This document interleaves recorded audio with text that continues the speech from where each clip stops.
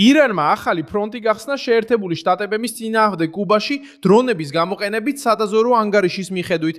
დონალდ ტრამპმა დაადასტურა, რომ მისი ადმინისტრაცია იძიებს ცნობებს ირანული აღჭურვილობის კუნძულზე შენახვის შესახებ და აღნიშნა, რომ ვაშინგტონი სწრაფად იმოქმედებს თუ ინფორმაცია დადასტურდება. გასაიდუმლოებულ სადაზვერვო ინფორმაციაზე დაფუძნებულმა ანგარიშმა მიუთითა, რომ კუბამ შესაძლოა 300-ზე მეტი სამხედრო დრონი შეიძინა. განიხილეს შესაძლო თავდასხმები გუანტანამოს საზღვაო ბაზაზე, ამერიკულ გემებზე და KUS-ზე ფლორიდაში, ასევე მიიღეს ირანელი სამხედრო მრჩევლები. შეერთებული შტატების პრეზიდენტმა გადაწყვიტა აღნიშნული ბრალდება რეალურ საფრთხედ მიეჩნიოს და მკაფიოდ განაცხადა, რომ არ მიიღებს ირანთან დაკავშირებული თავდასხმის სტრუქტურის არსებობას კარიბის ზღვის აუზში.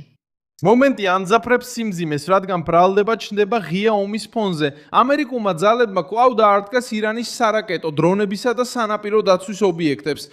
ამ დროს თეირანი აფართოებს თავდასხმებს სპარსეთის ყურეში და ცდილობს ვაშინგტონზე ზეწოლას საკუთარი ტერიტორიის ფარგლებს გარეთ.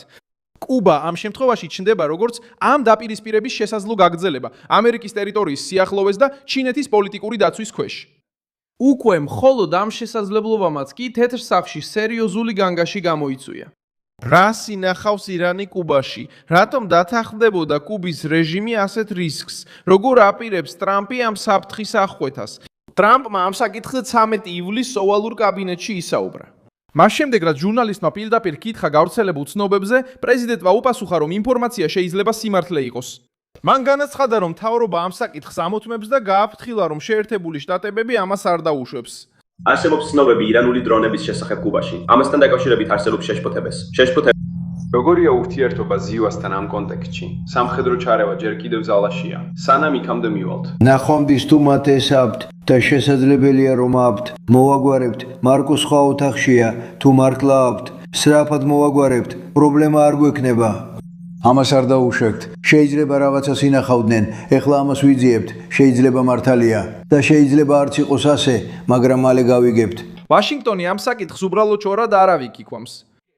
თეთრსაყს ჯერ არ გაუმჟღავნებია ფოტოები, დოკუმენტები, საცავის ადგილები ან გამოძიების შედეგი. ამ დროისთვის დადასტურებული ფაქტია გამოძიების არსებობა და დონალდ ტრამპის განცხადებული მზადყოფნა იმოქმედოს თუ ინფორმაცია დადასტურდება. ანგარიში ასახელებდა 300-ზე მეტ სამხედრო დრონს, რომელიც კუბამ შეიძინა და საუბრობდა შესაძლო ქმედებებზე გუანტანამოს, ამერიკულ გემებსა და KUS-ის წინააღმდეგ. ასევე აღნიშნავდა ირანელ სამხედრო მრჩევლებს ჰავანაში. როიტერსმა განაცხადა, რომ ვერ შეძლო დამოუკიდებლად დაედასტურებინა ეს ბრალდებები და ამერიკის მთავრობამ საჯაროდ არ წარადგინა დაზვერვის მიერ დასახელებული მტკიცებულებები. მიუხედავად ამისა, ეს სიტუაცია შემაშფოთებელია, რადგან თეირანი უკვე იყენებს დრონებსა და რაკეტებს ამერიკულ ძალებსა და მათ მოკავშირეებზე ზეწოლისთვის ახლო აღმოსავლეთში. თუ ასეთი სტრუქტურა მართლაც შენდება კუბაში, ირანი ცდილობს თავისი მუქარის პოტენციალი პირდაპირ შეერთებული შტატების მახლობლად გადაიტანოს. direto dos Estados Unidos. ჩინეთი დიპლომატიური გზით ჩაერთო და გააძლიერა თავისი მხარდაჭერა კუბის მიმართ. ჩინეთის საგარეო საქმეთა სამინისტრომ დაადანაშაულა შეერთებული შტატები კუბის ხალხისთვის ტანჯვის მოტანაში 60 წელზე მეტი ბლოკადისა და სანქციების გამო. პეკინმა მოითხოვა ზეწოლის შეწყვეტა და განაცხადა მხარდაჭერა კუბის სუვერენიტეტისადმი. ჩინეთმა უკვე არაერთხელ დააფიქსირა თავისი პოზიცია. 60 წელზე მეტი სრული ბლოკადა და არალეგალური სანქციები შეერთებული შტატების მხრიდან კუბის ხალხს სერიოზული ტანჯვა მოუტანა. ბოლო დროს შეერთებულმა შტატებმა კიდევ ერთხელ გაამკაცრა ბლოკადის და სანქციების ზომები. ეს მძიმედ აზიანებს კუბის მოსახლეობის საბაზისო ცხოვრების პირობებს და საერთაშორისო საზოგადოებაში შეშფოთებას იწვევს. შეერთებულმა შტატებმა უნდა გაითვალისწინოს საერთაშორისო საზოგადოების სამართლიანობის მოწოდება და დაუყოვნებლივ შეწყვიტოს ბლოკადა. იძულება და ზეწოლა კუბის მიმართ უნდა შეწყდეს და აღარ დაირღვეს კუბელი ხალხის გადარჩენისა და განვითარების უფლება. ჩინეთი მტკიცედ უჭერს მხარს კუბას ეროვნული სუვერენიტეტის დაცვასა და გარეჩ არავის წინააღმდეგ ბრძოლაში. ჩვენ მზად ვართ დანარჩენ მსოფლიოსთან ერთად ვიმუშაოთ საერთაშორისო სამართლიანობისა და თანასწორობის დასაცავად. განცხადებამ პირდაპირ არ უპასუხა დრონების შესახებ ბრალდებას, მაგრამ აჩვენებს, რომ ჰავანა იზოლირებული არ არის. თუ ვაშინგტონი ზეწოლას გააძლიერებს, ჩინეთმა უკვე მიანიშნა, რომ პოლიტიკურად დაუჭერს მხარს კუბას და ამერიკის ნებისმიერ ქმედებას ჩარევის ბრალდებად გადააქცევს. ეს მოძრაობა მნიშვნელოვანია, რადგან დაპირისპირება მხოლოდ კუბასა და ირანს არ ეხება. პალმერ ლაკი, თავდაცვის კომპანია ანდურლის დამფუძნებელმა ინტერვიუში განაცხადა, რომ ჩინეთმა ირანს გადასცა საწარმოო აღჭურვილობა და ტექნიკური ცოდნა, რაც რაკეტების წარმოების დაჩქარებას შეუწყობს ხელს. მისი თქმით, კიდევ 2 წლის წინ სვლა თეირანს მისცემს იმდენად დიდ არსენალს, რომ მასთან დაპირისპირება უზარმაზარი ფასის გარეშე შეუძლებელი იქნება. ლაკიმ რისკი ასე შეაჯამა. ირანი არ უნდა გადაიქცეს გაძლიერებულ ჩრდილოეთ კორეად. ჩინეთმა ირანს მიაწოდა საწარმოო აღჭურვილობა და წარმოების ტექნიკური ცოდნა.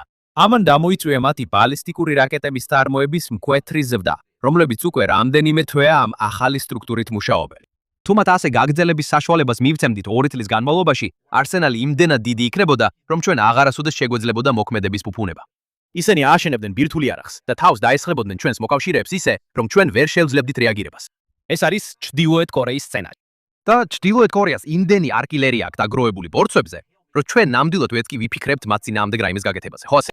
ისინი ბირთვული იარაღს აშენებენ, არაფრის გაკეთება არ შეიძლება, რადგან ისინი 50 წლის იარაღით გაანადგურებენ სეულს. ამიტომ ვფიქრობ, ყველაზე ძლიერი არგუმენტია ის, რომ არ უნდა დაუშვათ ირანის სიტუაცია გადაიქცეს გაძლიერებულ ჩრდილოეთ კორეად.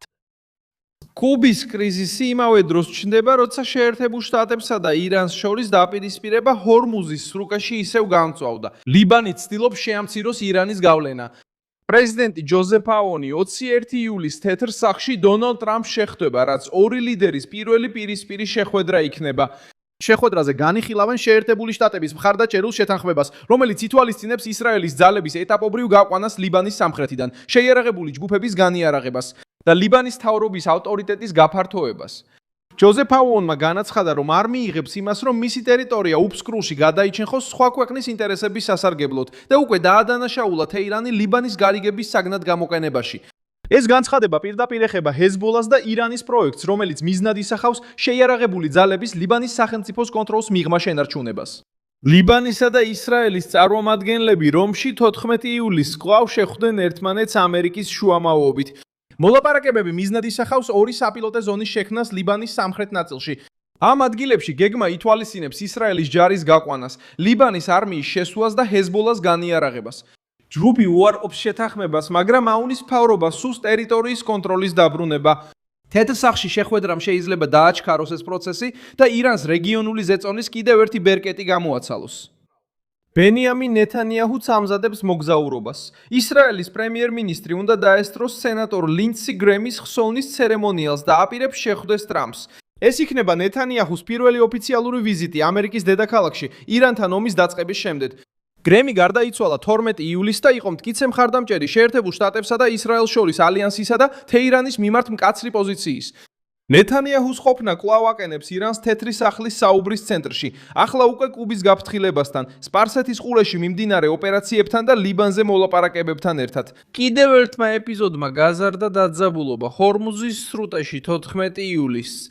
სურაო გემმა ლუნემ შეეჯახა სხვა ხომალდს კეშიმის კუნძულის ჩრდილოეთით. შუაზე გაიყო და ნაწილობრივ ჩაიზირა ბანდარ აბასის მახლობლად.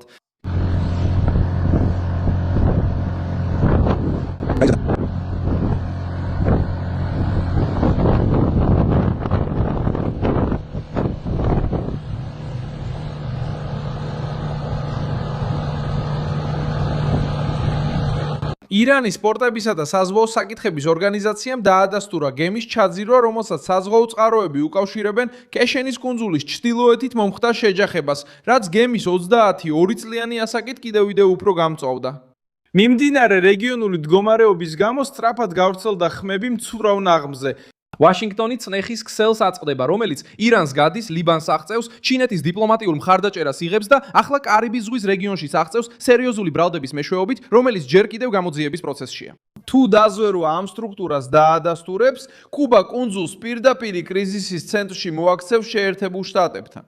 ზუსტად მაშინ, როცა თეირანი თავდასხმებს აწვდება მის სამხედრო შესაძლებლობებზე და პოლიტიკურ გავლენას კარგავს ძველ მოკავშირეებს შორის. დიდი მადლობა, რომ ეს ვიდეო ბოლომდე ნახეთ. მხარი დაუჭირეთ ჩვენს პროექტს და ფინანსურად შეიტანეთ წვლილი იმ პიქსის გასაღების საშუალებით, რომელიც თქვენს ეკრანზე ჩანს. ჩვენ ვართ დამოუკიდებელი არხი, რომელიც მიზნად ისახავს მოგაწოდოთ ჭეშმარიტი ინფორმაცია. თქვენი წვლილი გვეხმარება საქმიანობის გაგრძელებაში.